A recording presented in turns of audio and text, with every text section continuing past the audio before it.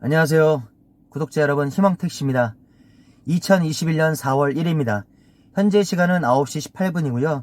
제가 10시부터 근무를 시작하는데 근무에 앞서서 영상을 올리게 되었습니다. 39년 만에 택시 합승제가 부활을 하게 되었습니다. 올 상반기 안에 시작될 것으로 지금 예상되고 있습니다.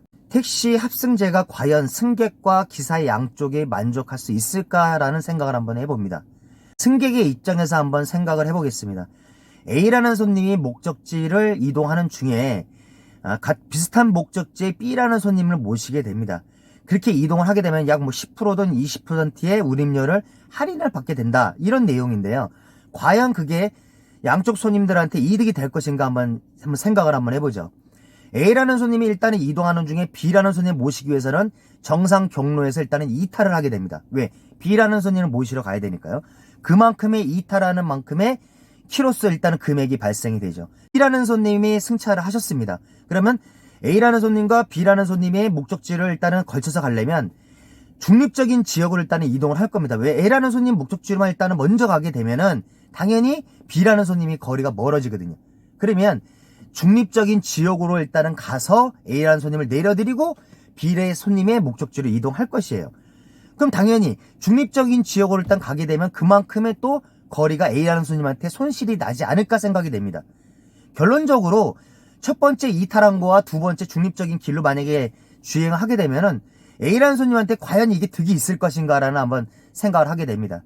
두 번째는 요즘처럼 특히 여자 손님 같은 경우는 설정을 할 때 합승하신 분도 같은 이성이 탔으면 좋겠다라고 설정을 만약에 할 수는 있겠죠. 근데 요즘에 여성 승객분들 같은 경우 남정기사 옆에 이렇게 앉게 되는 게 부담이 되죠.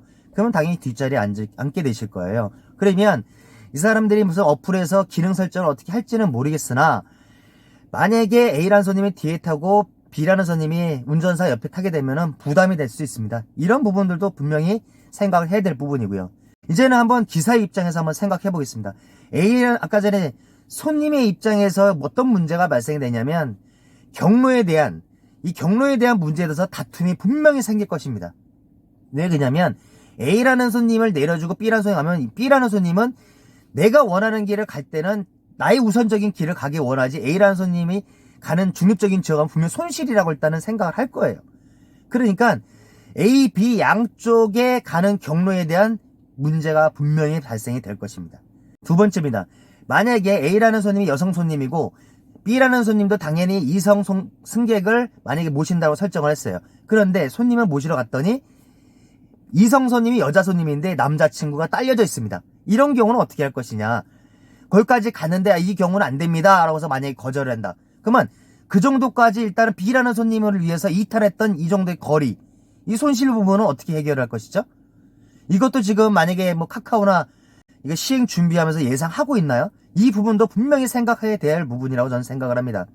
오늘은 제가 근무에 앞서서 긴급하게 영상을 하나 올리기 때문에 길게 영상을 말씀 못 드렸습니다.